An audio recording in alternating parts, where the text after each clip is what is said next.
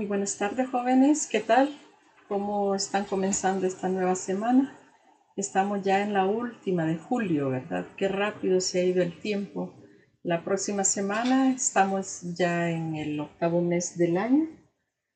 Y bueno, siento que a pesar de todos los inconvenientes que hemos tenido, estamos saliendo adelante. ¿Cómo van ustedes con sus tareas, con sus metas, con todas esas ilusiones para finalizar el año? Bueno, yo confío en que todos tengan salud, que eso es lo más importante, en que se estén cuidando, que estén colaborando ahí en su familia, que hay un ambiente fraterno, que se trabaje todo con dignidad, que es algo de lo que vamos a hablar en este día, que la dignidad es esa cualidad que nos hace valer como personas. ¿En qué consiste la dignidad? Consiste en ser respetuosos, no solo con las demás personas, sino especialmente con nosotros mismos, ¿verdad? Con esa ilusión de comenzar esta nueva semana, de saber que todos están bien, vamos a ver un video donde se trabaja un poco este tema de la dignidad. Que sean bienvenidos nuevamente a la clase.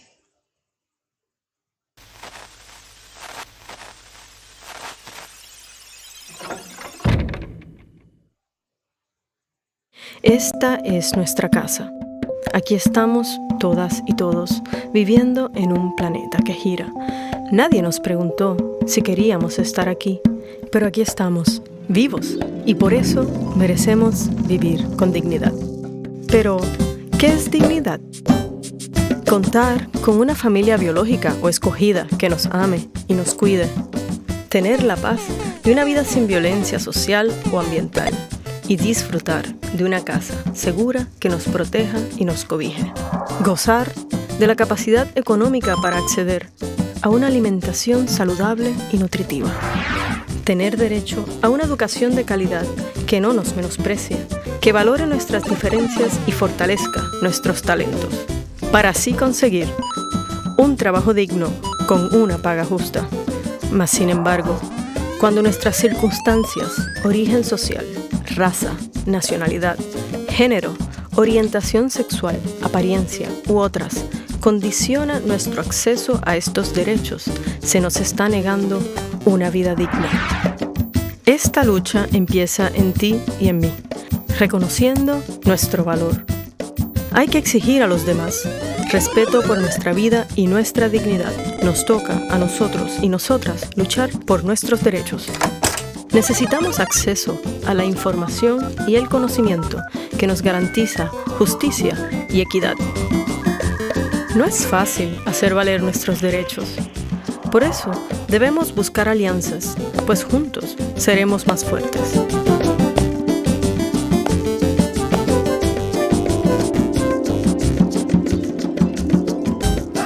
Tenemos que participar activamente en la política para defender la dignidad propia y la de los demás.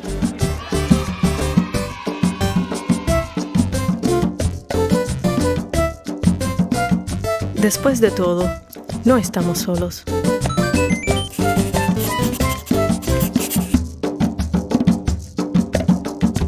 Estamos aquí, compartiendo este hermoso planeta azul que gira alrededor del Sol. Merecemos vivir con dignidad este viaje.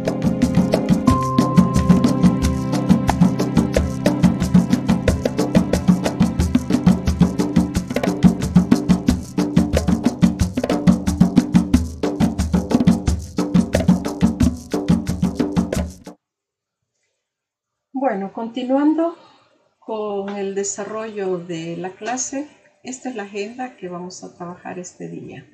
El contenido, el fenómeno del boom latinoamericano. El indicador que queremos alcanzar identifica las innovaciones en la técnica narrativa utilizada por escritores del boom. Luego veremos un video que va a ser como la retroalimentación de todo lo que hemos estado viendo en clases anteriores sobre el realismo mágico, aunque este video es sobre Macondo, ¿verdad? Ese pueblo que aparece en la obra de Cien años de soledad. Con él también quiero cerrar la lectura de esta obra.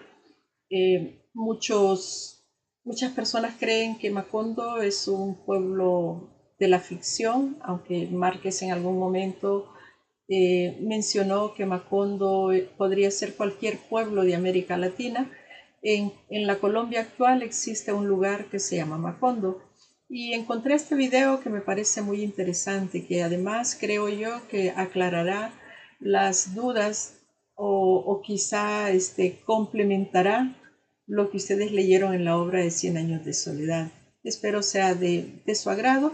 Después tendremos el desarrollo del contenido, en el cual también veremos un par de videos para descubrir en qué consiste el boom latinoamericano.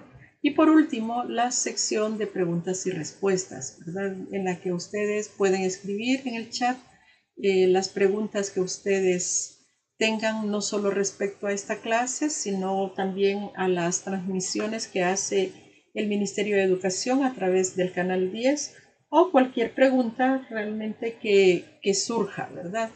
Así les dejo en este momento con el video sobre Macondo.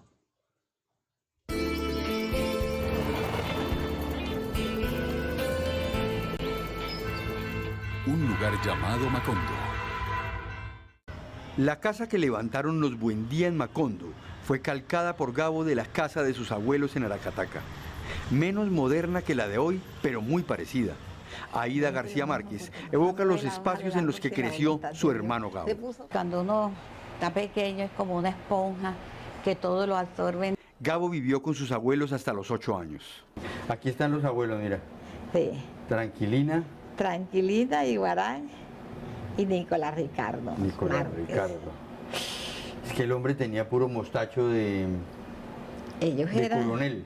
Es que esa gente tiene ascendencia, ustedes saben. ¿Libanesa es? No, es pura ascendencia de allá de española, de Castilla. En cada rincón de la casa de la realidad hay un pedazo de la casa de la ficción en 100 años de soledad. Bueno, Rafa, entonces vamos a conocer aquí la casa de los abuelos, ¿no? Rafael Darío Jiménez es poeta y conoce como nadie la casa transformada hoy en museo. De cuarto en cuarto descubre los orígenes de esa historia cruzada entre la realidad y la ficción. Esta es la oficina del abuelo materno de Gabriel García Márquez. El coronel Nicolás Ricardo Márquez participó activamente en la Guerra de los 1000 días que desangró a Colombia entre 1899 y 1902. La misma guerra a la que Aureliano Buendía, un coronel de la ficción, dedicó gran parte de su vida. Hay una correlación.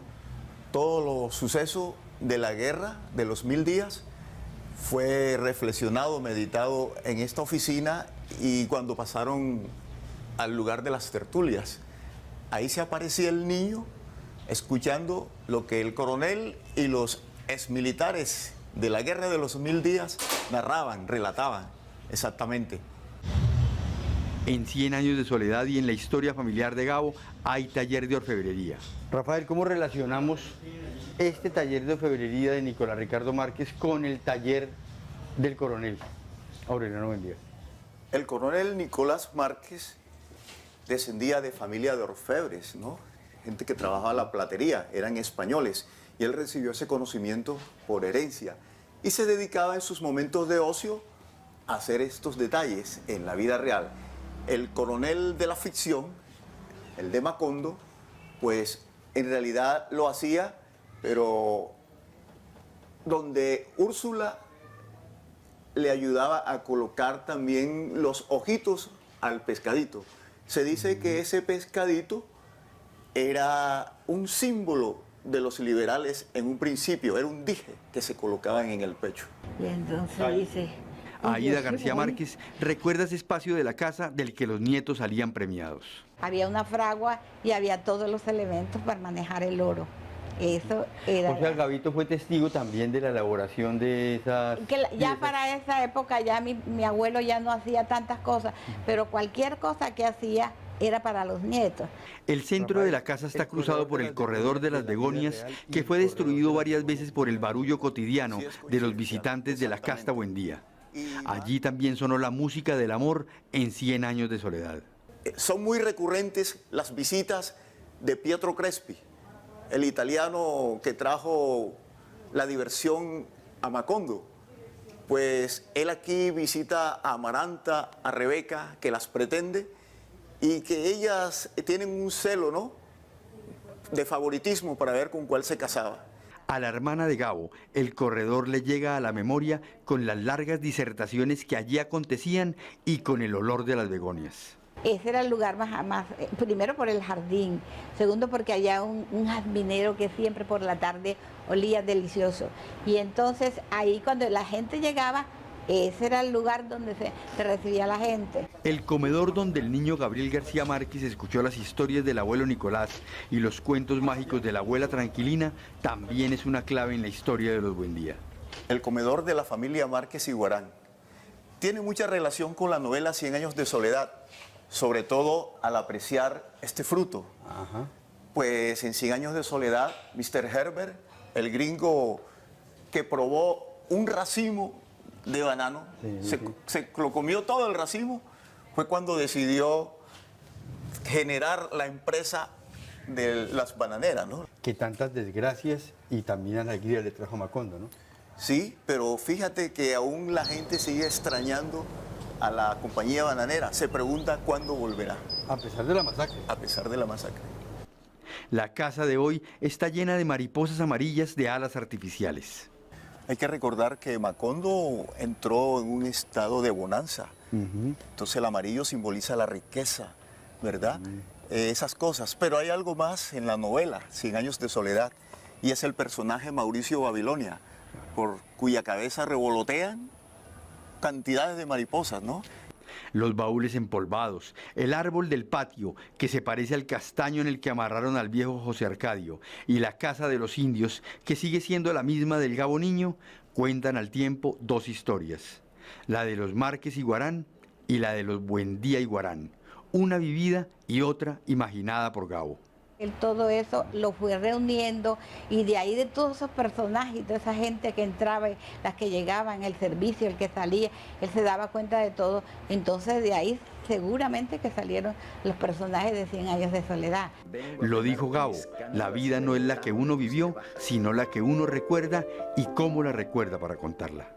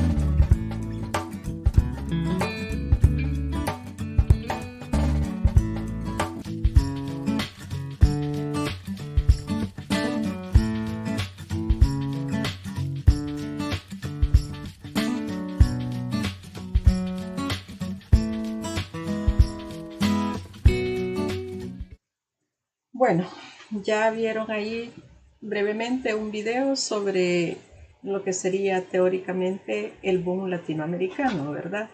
Como lo explicaba ahí, boom es el sonido onomatopéyico de una explosión. ¿Y por qué? ¿Y el boom latinoamericano fue un movimiento literario? ¿Qué fue? No, el boom fue un fenómeno editorial.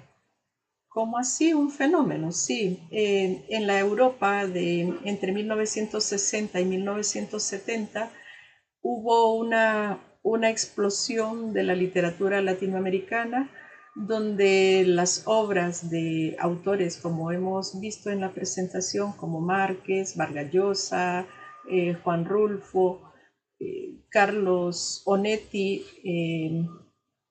vamos a ver, Cortázar y muchos autores más dieron a conocer su literatura y se convirtió en un fenómeno editorial porque hubo dos grandes editoriales españolas, especialmente catalanas, Seix Barral y también Alfaguara, que comenzaron a publicar estos libros.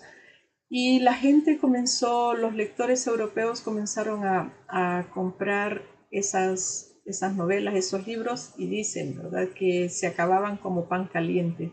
Entonces se volvió eso, una explosión y un reconocimiento a la literatura latinoamericana, algo que fue muy importante porque hasta ese momento en Europa la idea que se tenía de América era como esa idea desde la época del descubrimiento, de la conquista, incluso quizá de la colonia, ¿verdad?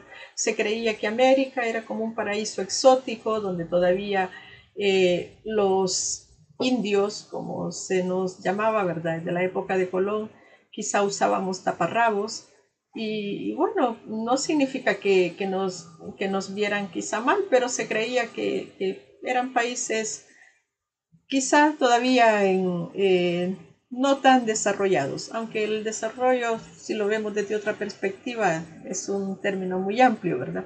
Pero a nivel de literatura, con estas novelas se comenzó a dar un punto de vista diferente de la América Latina de ese momento. Entonces es algo bien importante, no confundan, el boom no es un movimiento literario, es un fenómeno editorial que se dio en Europa entre los años de 1960 y 1970. ¿Y esas obras todas pertenecen al realismo mágico? No.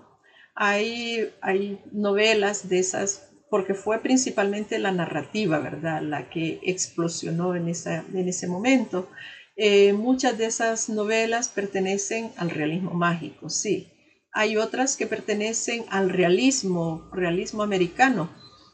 También tenemos obras de la vanguardia americana, entonces no importa tanto el movimiento literario al que pertenecen las obras, sino algunos de estos autores que he mencionado tienen obras en diferentes, que se ubican de acuerdo a sus características en diferentes movimientos literarios. Entonces, ¿para qué sirvió o en qué contribuyó, digamos, el boom latinoamericano a la literatura latinoamericana? Bueno, yo creo que fue el momento en que se dio un reconocimiento a nuestra literatura que no se le daba y en Europa comenzó a tener mucho auge. Aquí América Latina fue todo lo contrario, aunque los autores eran de nuestro continente, aquí se leyó poco o casi nada esos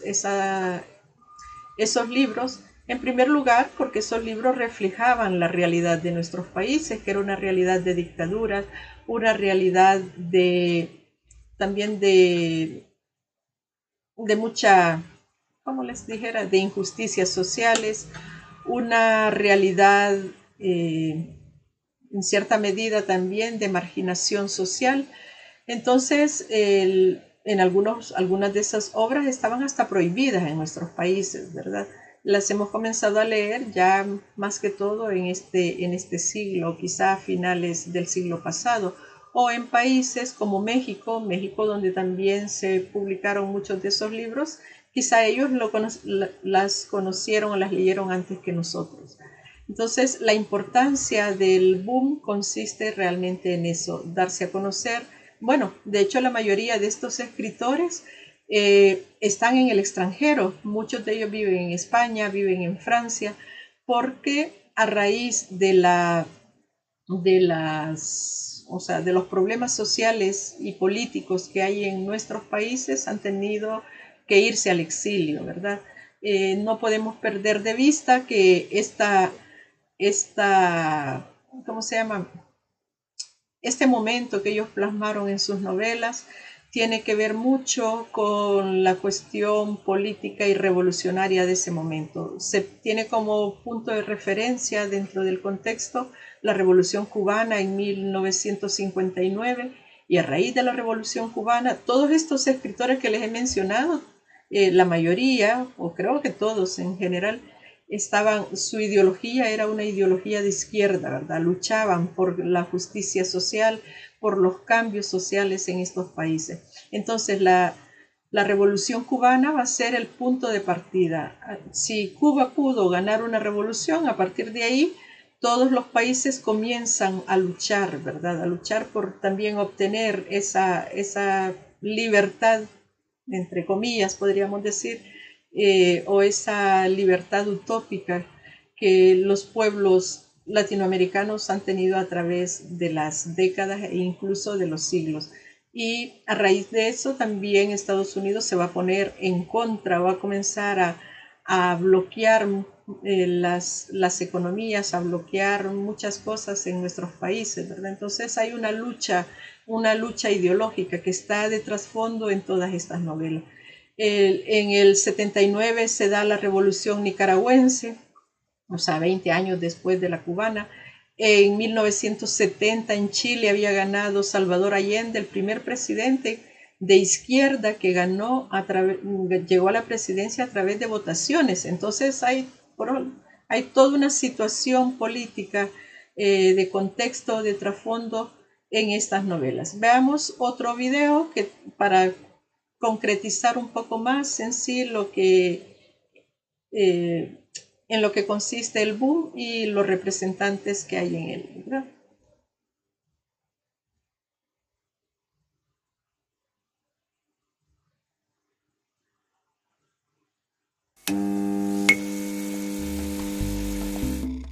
El boom latinoamericano. Dígase un fenómeno de redescubrimiento de la literatura de la América hispana, una generación explosiva de nuevos autores. Aclaración, el boom no es un estilo, una corriente artística y no es necesariamente una etiqueta generacional. Y es que podemos encontrar entre sus representantes a escritores que pertenecieron al género fantástico como Julio Cortázar, al realismo como Vargas Llosa o una fusión de ambos como lo es Gabriel García Márquez. De hecho, se puede decir que el realismo mágico fue el fruto más importante del boom literario o el realismo latinoamericano, con todas sus variantes. Pero ¿qué es en sí el boom latinoamericano? La definición no está muy clara. Para muchos, el boom es un fenómeno generacional que se dio entre los años 60 y 70. Se sugiere que se inició con la publicación de Rayuela de Cortázar en el 63 o La ciudad y los perros de Mario Vargas Llosa en 1962. Algunos dicen que el boom sigue vigente hasta hoy, otros dicen que se acabó en los 70 y hablan de una generación post-boom. Algunos dicen que se trató de un grupo de jóvenes escritores influenciados políticamente por la Revolución Cubana. Otros dicen que se trataba de autores que querían innovar dejando de lado los regionalismos y costumbrismos existentes. Mucho de cierto tienen estas posturas, pero lo que comparten todas en común es que se trató de un fenómeno que no tuvo tanto que ver con el estilo literario, sino más bien con los géneros. El boom es fundamentalmente un auge de narradores y más concretamente de novelistas.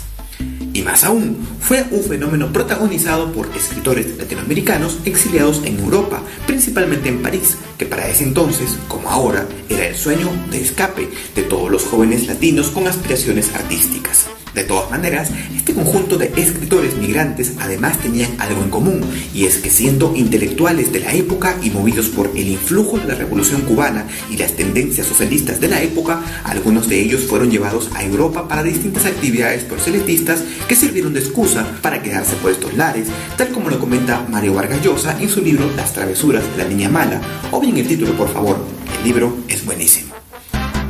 En fin, la cuestión es que establecidos estos vástagos en el viejo continente, lógicamente no pararon de escribir y alrededor descubrieron un mercado editorial diferente. ¿Por qué es importante decir esto? Ciertamente en Latinoamérica había ya escritores de un altísimo nivel literario, sin embargo sus obras no rompieron todas las barreras comerciales que deberían. Y de ese modo, el modernismo, el vanguardismo y todos los movimientos literarios surgidos en Latinoamérica habían pasado casi inadvertidos por la otra parte del mundo. El comercio, eso es, las editoriales que publicaron la obra de los autores del boom, en cambio, tenían más conocimiento del terreno y experiencia en mercados de otros idiomas. De ese modo, los autores del boom encontraron in situ una nueva propuesta, principalmente en Barcelona, en manos de editoriales como Six Barral o Alfaguara. Pero ojo, no estemos pensando que estas editoriales les publicaban de favor, nada que ver. Resulta que el público pedía la obra de estos autores a tal grado que se decía que los ingresos generados por la publicación de estas novelas dio un generoso impulso a la economía española, aun cuando las obras fueran sometidas a la censura de Franco. En torno a este fenómeno explosivo, casi de superventas, hay que añadirle además la figura de Carmen Balcells, agente literaria, a quien muchos se refieren como la mamá grande de la novela latinoamericana, por nada más que ayudó y representó a varios autores latinoamericanos, convirtiéndolos en estrellas instantáneas. De otro lado, en territorio americano, hay quienes fueron especialmente críticos con el boom, como es el mismo Mario Benedetti, que afirmaba que ninguno de aquellos tenía algún talento especial, solo que habían estado en el escenario correcto y en el momento correcto, pero que no representaban totalmente la pluralidad de América. Algo con lo que yo también estoy de acuerdo, aunque no me parece que eso los desprestigie para nada. De todas maneras, no se puede negar la importancia de este fenómeno internacional, dado que era la primera vez que la literatura latinoamericana estaba en los ojos del mundo, no como un bien exótico, sino como un producto de altísimo valor que opacaba la escena europea de la época. ¿Quieres saber cuáles son mis escritores favoritos del boom? Bueno, para finalizar, me gustaría que ustedes me contesten allí en el chat y también contestan en su cuaderno las siguientes preguntitas. ¿El boom es un movimiento literario? Expliquen por favor ustedes ahí con sus palabras, ¿verdad? Escriba el nombre de dos autores que se han mencionado que estuvieron dentro del boom latinoamericano, ¿verdad? Que sus obras, sus novelas estuvieron dentro del boom latinoamericano.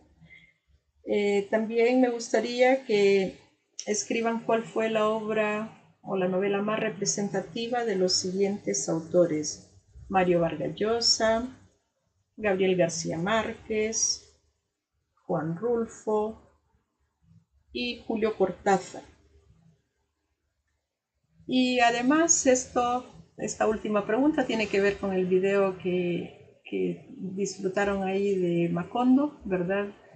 ¿Cuál era el nombre de ese norteamericano que probó los bananos, que probó los guineos en casa de los Buendía y que le gustó tanto esa fruta y que decidió plantar la bananera, según la obra, ahí en Colombia, pero en la realidad latinoamericana, en toda la costa del Caribe, desde México hasta la parte de la costa caribeña de Colombia? Espero sus respuestas ahí en el chat y también espero que las contesten en su cuaderno. Ha sido un gusto estar nuevamente con ustedes y nos quedamos en el apartado de preguntas y respuestas para que puedan responder lo que les he pedido. Hasta la próxima, que tengan una feliz tarde.